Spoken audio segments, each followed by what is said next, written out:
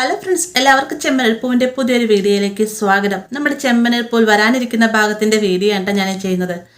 അങ്ങനെ കുറേ നാളുകൾക്ക് ശേഷം ആന്റണി ദേ വീണ്ടും രംഗപ്രവേശനം ചെയ്തിട്ടുണ്ടല്ലേ.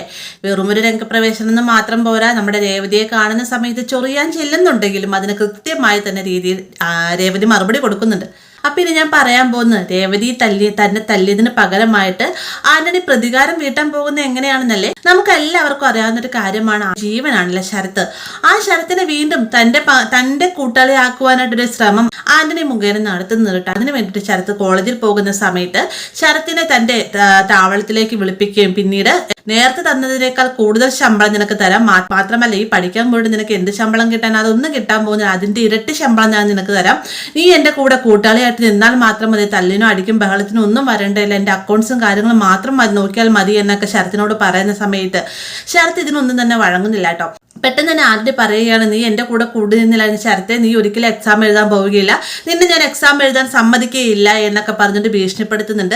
ഈ ഒരു സമയം തന്നെയാണ് അങ്ങോട്ടേക്ക് സച്ചി വരുന്നത് യാദൃശ്ചികമായി തന്നെ വരുന്നതാണ്. എന്നാൽ ശരത്തിനെ ഈ ആന്റണിയുടെ കൂടെ കാണുന്ന സമയത്ത് ഒരു നിമിഷത്തേക്കാണ് സച്ചി ഒന്ന് പതറുന്നുണ്ട്. ഇനി വീണ്ടും ഇവൻ ഈ ഒരു കൂട്ടിലേക്കായിട്ട് വന്നു പെട്ടോ എന്നുള്ളൊരു പേടിയോട് കൂടി തന്നെ നോക്കുന്ന സമയത്ത് ശരത്ത് അവിടെ സംഭവിച്ച കാര്യങ്ങളെല്ലാം തന്നെ പറയുന്നുണ്ട്. കൂട്ടത്തിൽ തന്നെ പറയുകയാണ്, ആന്റണി തന്നെ എക്സാം എഴുതാൻ സമ്മതിക്കല്ല എന്നാണ് സച്ചിയേട്ടാ പറയുന്നത് എന്നൊക്കെ പറയുമ്പോഴത്തേക്കും ഇവനെ കൊണ്ട് ഒന്നും സാധിക്കുകയില്ല എന്ന് നമ്മുടെ സച്ചി മറുപടി പറയുമ്പോഴത്തേക്ക് ദേഷ്യം അടക്കാനാവാതെ ആന്റണി സച്ചിയെ തല്ലാനൊരുങ്ങുന്നുണ്ട്.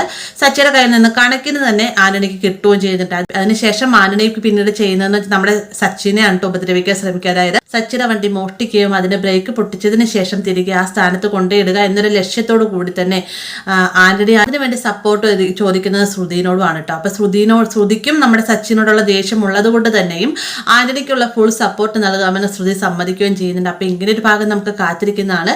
വീഡിയോ ഇഷ്ടമായി കഴിഞ്ഞാൽ ലൈക്ക് ചെയ്യാനും കൂടെ ചാനൽ സബ്സ്ക്രൈബ് ചെയ്യാനും മറക്കരുതേ.